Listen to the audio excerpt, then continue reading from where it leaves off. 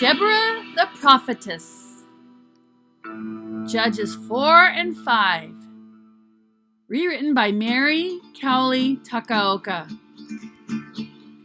Again, the Israelites did evil in the eyes of the Lord, now that Ehud was dead. So the Lord sold them into the hands of Jabin, king of Canaan, who reigned in Hazor. Sisera, the commander of his army, was based in Harosheth Hagoyim. Because he had 900 chariots fitted with iron and had cruelly oppressed the Israelites for 20 years, they cried to the Lord for help. Now Deborah, a prophet, the wife of Lapidoth, was leading Israel at the time. She held court under the palm of Deborah between Ramah and Bethel in the hill country of Ephraim.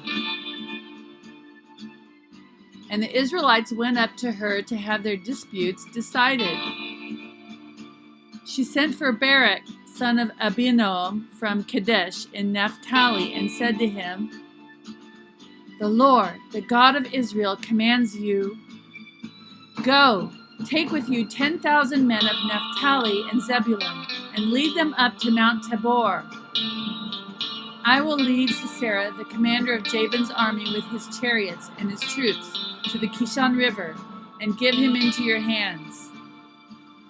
Barak said to her, "If you go with me, I will go, but if you don't go with me, I won't go." "Certainly I will go with you," said Deborah, "but because of the course you are taking, the honor will not be yours, for the Lord will deliver Sisera into the hands of a woman." So Deborah went with Barak to Kedesh. There Barak summoned Zebulun and Naphtali, and 10,000 men went up under his command. Deborah also went up with him.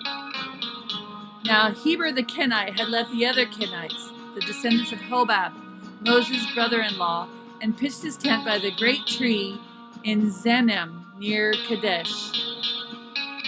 When they told Sisera that Barak, son of Abinoam, had gone up to Mount Tabor, Sisera summoned from Harosheth Hagoyim to the Kishon River all his men and his 900 chariots fitted with iron.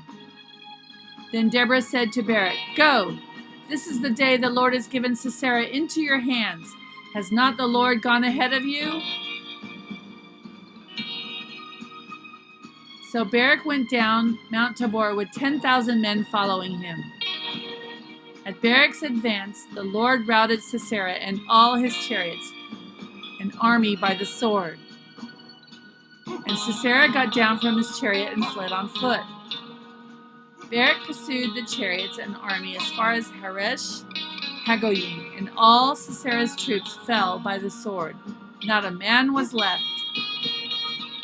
Sisera, meanwhile, fled on foot to the tent of Jael, the wife of Heber the Kenite, because there was an alliance between Jabin, king of Hazor, and the family of Heber the Kenite. Jael went out to meet Sisera and said to him, "Come, my lord, come right in. Don't be afraid." So he entered her tent, and she covered him with a blanket. "I'm thirsty," he said. "Please give me some water."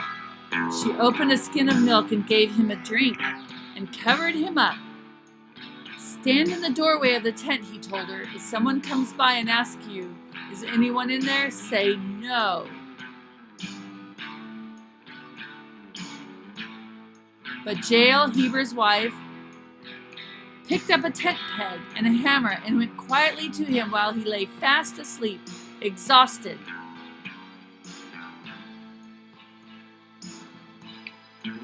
She drove the tent peg through his temple into the ground, and he died. Just then Barak came by in pursuit of Sisera, and Jael went out to meet him. "Come," she said, "I will show you the man you're looking for." So he went in with her, and there lay Sisera with a tent peg through his temple, dead. On that day, God subdued Jabin, king of Canaan, before the Israelites. And the hand of the Israelites pressed harder and harder against Jabin, king of Canaan, until they destroyed him. End of part 1 of 2 parts.